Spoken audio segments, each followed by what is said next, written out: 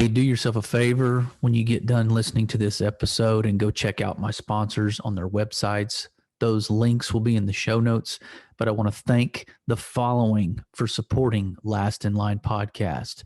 I want to thank Armored Nation Coffee. I want to thank the folks at Do Work That Matters. I want to thank Kevin Fulton over at Lead Like Lions. Thank you to Gridiron Coffee. And thank you to Cowboy Revolution Apparel. Those are just a few, and we're adding to the list, but these are ones who have started with us at ground zero and are sticking with us till the end, hopefully. So go check out their website, get some of their products. Now back to the show.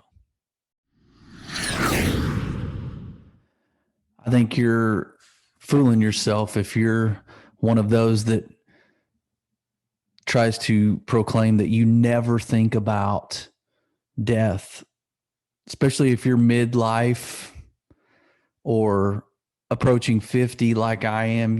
You're kidding us and yourself if you say you don't ever think about what you're leaving behind or what will they say about me when I'm gone. And maybe even do that when you're younger than midlife. Life becomes precious. You see loss, you see tragedy, you see things that really get you face to face with your mortality. And then you start understanding maybe how important it is to talk about this word legacy or living it versus leaving it. And what would your eulogy sound like? And so today, I have this on my heart to talk about because I heard a guy say it was almost cathartic for him to gain perspective when he wrote his own eulogy out. And I know that's not a unique concept. I think people do that a lot. Maybe even therapists prescribe that as a way to get people in tune with some emotions, thoughts, gratitude, those things when they start feeling depressed. I don't know what clinical diagnosis has to happen for you to need to write your eulogy as therapy. But I started thinking as I'm driving in traffic, believe it or not, I'm listening to this guy talk and just kind of opened my eyes to thinking, I've never done that. I wonder what that would be like to write my eulogy or to talk about it. So I feel like it's more in my wheelhouse to talk about it than write it out maybe. So today I'm going to call this my eulogy, YOULOGY. So what you would say about me, and that what I'm hoping you would say about me when I'm gone. You being my family, you being the people I know that are closest to me, even ones that might be friends from a distance, the ones that I've just come to know and got connected with, maybe even you guys. What would they say about me? So what would you say about me? My eulogy. So that's what I want to talk about because I gave it some thought and I was pleasantly surprised with what I think people might say. Maybe I'm way off. Maybe I misinterpret my interaction with folks, my relationships, but all in all, I get good vibes from the people I connect with and the relationships I have. It's a two-way street. You know, I value them, they value me, I think. And so what I want to talk about are the three things I hope are said about me. And it's really those things that I want my kids and my wife to know and how I see them. And I hope that's how they saw me if I were to pass. So started doing some self-examination. It's amazing what you can get to while you're driving in traffic. And I don't even, it's a little dangerous because I don't even remember kind of the ride home for the most part, because I was thinking about what this thing would say or what I would say about what this thing would say. Hopefully my eulogy, what you would say about me when I'm gone, is in line with what I think would be said. And so I've got just some things that I thought about me, some things that I wish maybe I were different. So I hope whoever gives the eulogy on me will be honest and say, look, he wasn't perfect. Look, he had insecurities. Look, he felt inadequate in places. He maybe didn't feel like he was good enough in certain areas. Like maybe that would probably wouldn't come out at a funeral, but I think if they get into a circle and start hashing out John Shibley and his life, maybe my wife and kids who know me the best would say, "Yeah, but Dad, I wish he would have been a little more blank or this or that." So that's okay because I mean I'm not perfect, so I don't certainly think that it's all going to be just how great I was when I'm gone. Hopefully, it's more than the other, but you get it. So, three things that I hope are said are three words, and I'm going to elaborate on these and unpack them for you. But I want to be known for these. Aside from being a man who tried to be as much like Jesus as humanly possible, who tried to, I guess, reflect the character of Christ as much as humanly possible. And I fell short every day of that. But I want people to say about me, he tried to love God first and then show his family how to do that as well. That's what I want the most important part of me to be. But aside from those, the one A, B, and C, I would say are he taught his family how to three things: laugh, learn, and love. What I want to be said about me is that people laughed when they are around me.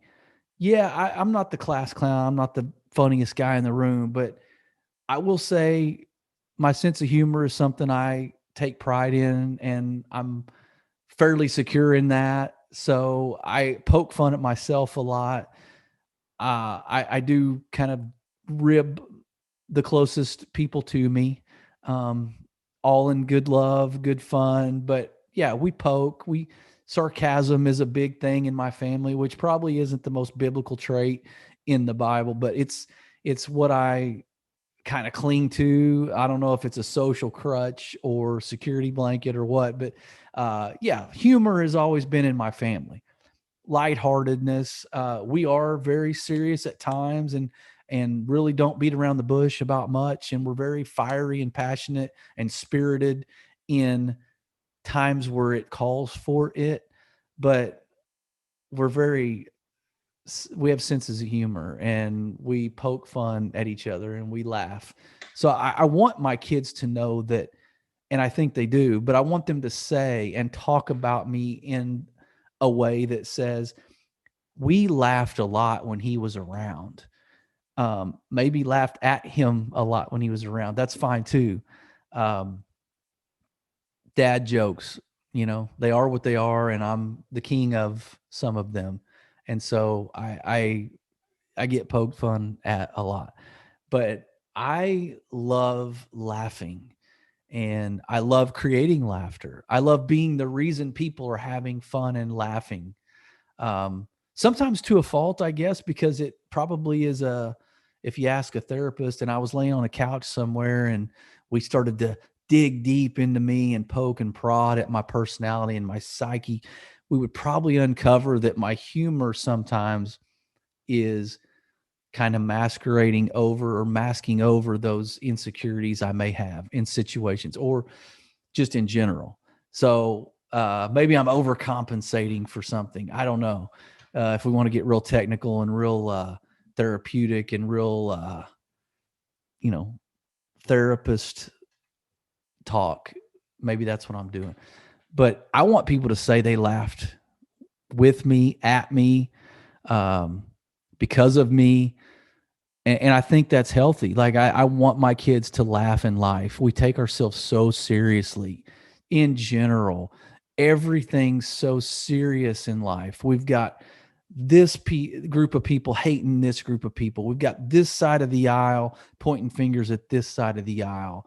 We've got even this church, criticizing this church, or denomination versus denomination, gender versus gender. Like we've taken it everything's so serious. And yeah, there are issues that deserve and warrant a serious either confrontation or warrant us addressing the atrocities that are out there. I get that. But man, if we could just learn to laugh a little bit more and we could learn to take ourselves a little less seriously, we might be surprised at some of the we might disarm situations, we might break down some walls and some barriers in relationships. So I definitely think laughter is huge. They say laughter is the best medicine. Well, maybe not the best medicine in all situations, but I've found it to be something in my arsenal and my personality that I carry into situations and try to, maybe lighten the mood or try to make people smile, I guess has just been one of those things that gives me joy. And so I hope at my eulogy, I hope you at my eulogy, if you're giving it, would say people around him laughed more than when they were not around him. So that's the first one. The second one is learn.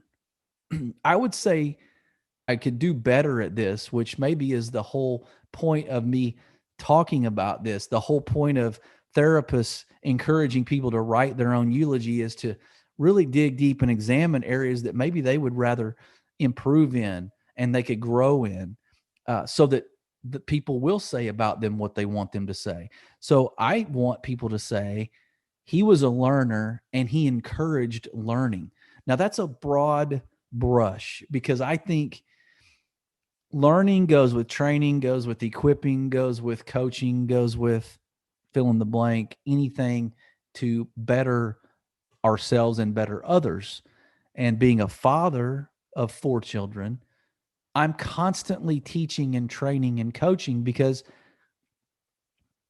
aside from paying for stuff, that's my biggest role, I think, is to equip them for the real world so that they can do the same and generations are benefited from what I do now. The seeds I sow now, the harvest could be downstream 3, 4 generations in our lineage. So I have a big responsibility. And so I'm trying to foster a learning environment as a parent, my wife and I both. But this is my eulogy. It's mylogy, not herlogy.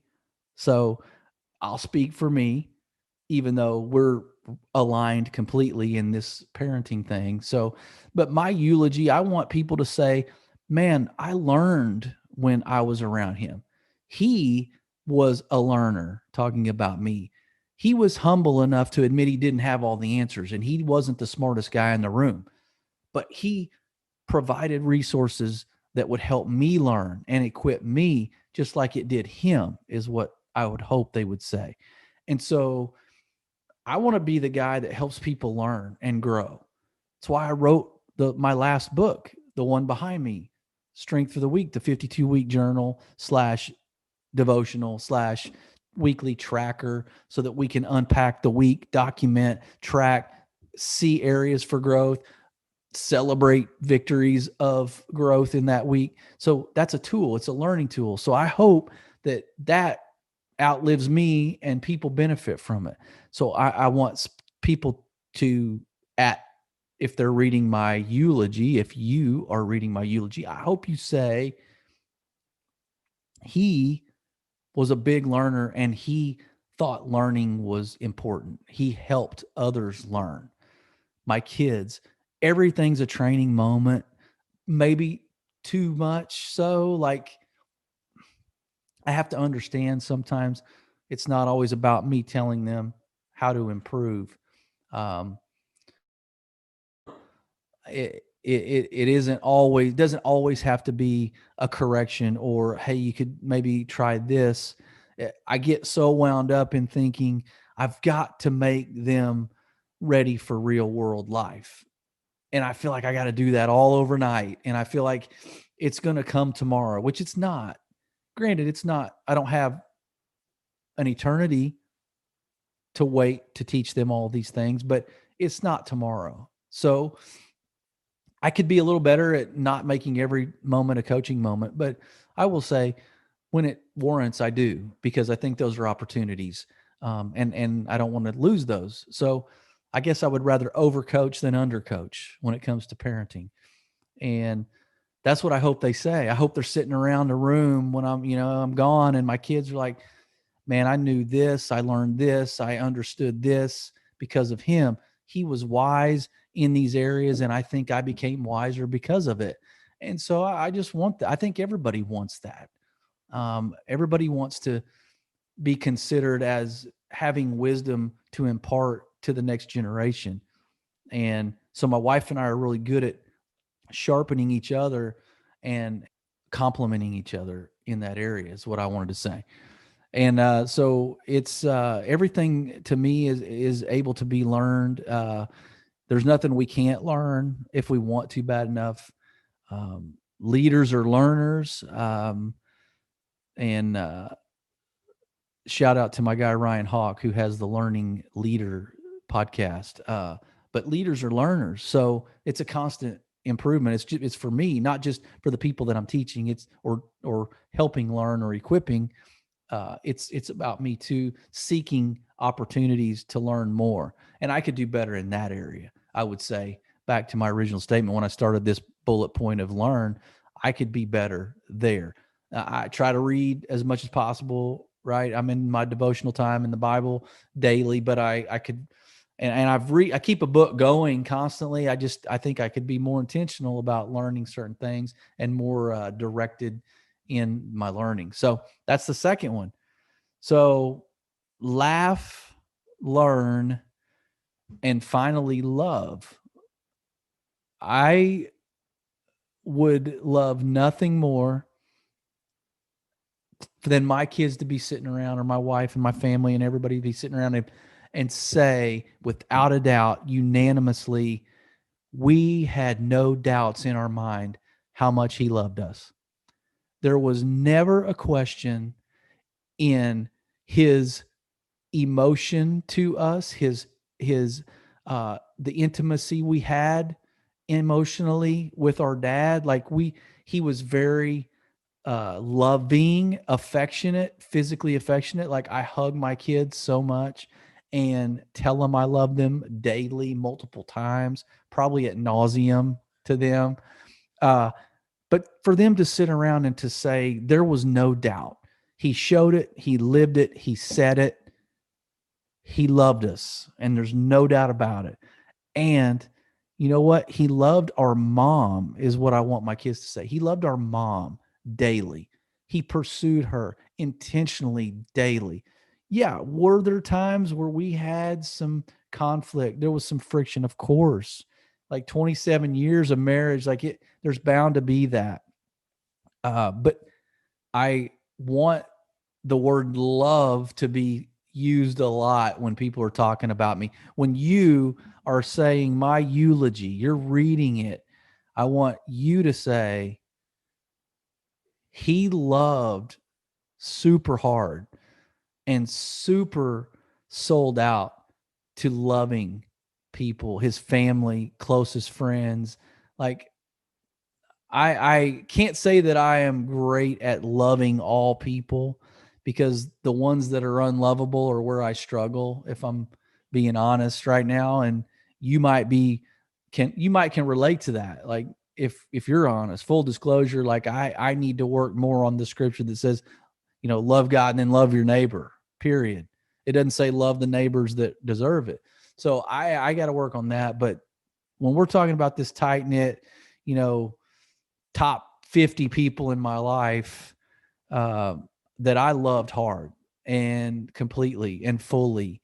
And that's what I think.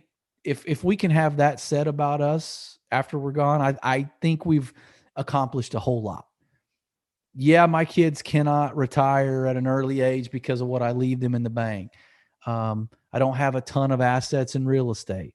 I don't have a cool sports car to leave somebody, or 3 or 4 Rolexes. But man, if I can have them sit around and talk about how they know how to love their wife and children because of how they watched me do it, that is more important, and that's worth more than any dollars that are behind my name or in the bank account. I can promise you.